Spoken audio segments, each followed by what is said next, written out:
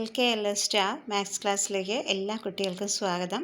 ഇന്ന് നമ്മൾ തുടങ്ങാൻ പോകുന്നത് quadratic equation chapter 4 quadratic equation 4.1 exercise 4.1 example 2 second question ആണ്. സോ നമുക്ക് ആദ്യം ക്വസ്റ്റ്യൻ കാണാം. ഇതാണ് കേട്ടോ second one. The product of two consecutive positive integers is 306. We need to find the integers. ഇവിടെ എന്താ പറഞ്ഞേക്കുന്നത്? രണ്ട് തുടർച്ചയായി വരുന്ന നമ്പറുകളുടെ പ്രോഡക്റ്റ്, ദാറ്റ് മീൻസ് ഗുണിതം അല്ലേ, ഗുണിച്ചപ്പോൾ ഏതോ തുടർച്ചയായി വരുന്ന രണ്ട് സംഖ്യകളെ ഗുണിച്ചപ്പോൾ നമുക്ക് കിട്ടിയത് 306 ആണ്. So we need to find the integers. പക്ഷേ ഇവിടെ സ്റ്റാർട്ടിങ് പറഞ്ഞിട്ടുള്ള ഇതിൻ്റെ ഒരു ക്വാഡ്രാറ്റിക് ഇക്വേഷൻ ഫൈൻഡ് ഔട്ട് ചെയ്യാൻ വേണ്ടി മാത്രമേ പറഞ്ഞിട്ടുള്ളൂ കേട്ടോ. കണ്ടോ സ്റ്റാർട്ടിങ് കണ്ടോ? അതാ represent the following situation in the form of quadratic equations എന്നാണ് ക്വസ്റ്റ്യൻ. ഇതുപോലെയാണ് പറഞ്ഞിട്ടുള്ളത്. ഓക്കെ, അപ്പോൾ നമുക്കത് ആൻസറിലേക്ക് പോകാം കേട്ടോ. കണ്ടോ, അപ്പം നമുക്ക് അറിയില്ല. അപ്പം നമ്മൾക്ക് എന്താ ഫസ്റ്റ് ടെക്സ്റ്റിൽ തന്നിരിക്കുന്ന പ്രകാരം, ക്വസ്റ്റ്യൻ തന്നിരിക്കുന്ന പ്രകാരം എന്താണ്?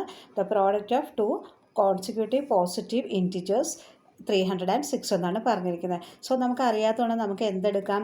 Let the one integer be x അല്ലേ. ആദ്യത്തെ ഇൻറ്റിജറിനെ നമുക്ക് എക്സ് ആയിട്ട് എടുക്കുക. ഇപ്പോൾ നിങ്ങൾ ആലോചിച്ച് നോക്കിയേ, നമ്മൾക്ക് ഒരു രണ്ട് കോൺസിക്യൂട്ടീവ് നമ്പേഴ്സാണെന്ന് കരുതുക.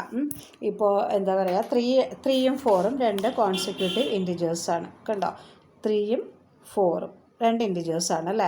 അപ്പോൾ ഈ ത്രീയിൽ നോക്കിക്കേ, 3 ആണ്. അതിൻ്റെ കൂടെ ഒന്ന് ആഡ് ചെയ്തതല്ലേ ഈ വരുന്ന 4 എന്ന് പറയുന്നത്.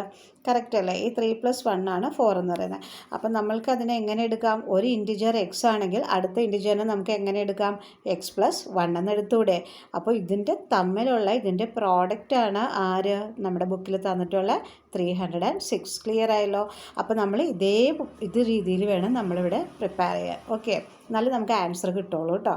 മനസ്സിലായല്ലോ അല്ലേ? അപ്പോൾ ഇത് എക്സ് ആണ്. എക്സിൻ്റെ കൂടെ 1 ആഡ് ചെയ്യുമ്പോഴാണ് അടുത്ത നമ്പർ കിട്ടുന്നത്. ഇത് 3 ആണ്. ഈ 3ൻ്റെ കൂടെ 1 ആഡ് ചെയ്യുമ്പോഴാണ് നമുക്ക് ഈ 4 കിട്ടുന്നത്. ക്ലിയർ ആയല്ലോ?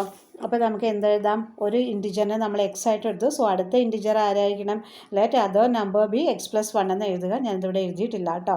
അപ്പോൾ എക്സും എക്സ് + 1ഉം ആണ് നമ്മുടെ നമ്പേഴ്സ്.